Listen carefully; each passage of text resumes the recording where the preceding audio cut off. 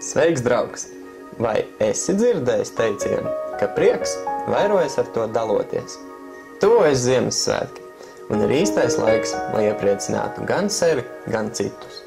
Labdarības akcija Ticot, mīlot un gaidot ir tieši tava iespēja dāvināt aprūpes centra iemītniekiem un bērnu nama bērniem gaišākus Ziemassvētkus.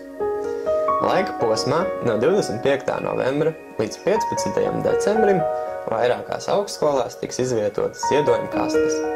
Tajās tu vari atstāt tās mantas, kuras tu vairs neizmanto, bet tās varētu noderēt kādam citam. Iesaisties un atceries, ka tieši tu kādam būs radījis Ziemassvētku brīnumu.